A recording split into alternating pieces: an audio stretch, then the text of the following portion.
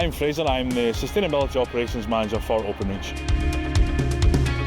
Currently we've got the second largest fleet in the UK, so we're a massive emitter of CO2 emissions, and the idea is to transition our vehicles by 2031 from diesel or internal combustion engines to electric, and currently we've got over 4,000 EVs within our fleet. So the transition initially was we were facing the limited capacity of a charging network out there. So there was few and far between of public charging. As the years have gone past, that has increased quite dramatically. We're also installing chargers in engineers' homes, so that's got its own complex issues. Engineers may not be able to have home chargers installed, but where we can, that is our first priority.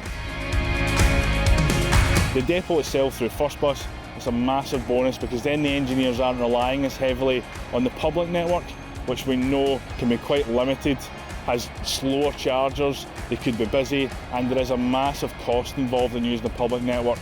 And secondly, there is an operational impact where with an engineer charging on a public network for 30 to 40 minutes to increase the range, you may not be able to get to as much jobs potentially as what you would have anticipated.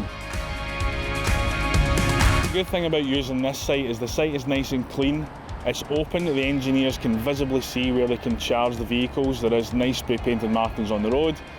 Engineers have got two cards. They get an access card, which means they can come in whenever they feel like. We're not adhered to any kind of public charging issues where there could be queues at chargers. The chargers could have massive downtime.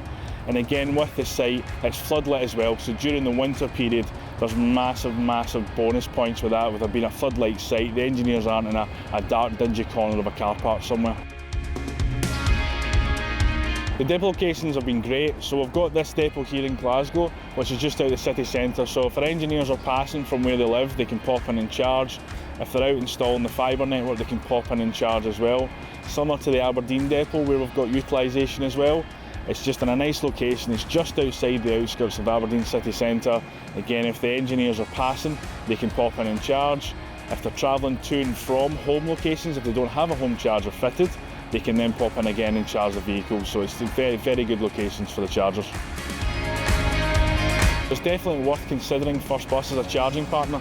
The reason we have chosen them is it gives us a much better capacity to be able to charge our vehicles rather than relying solely on the public network.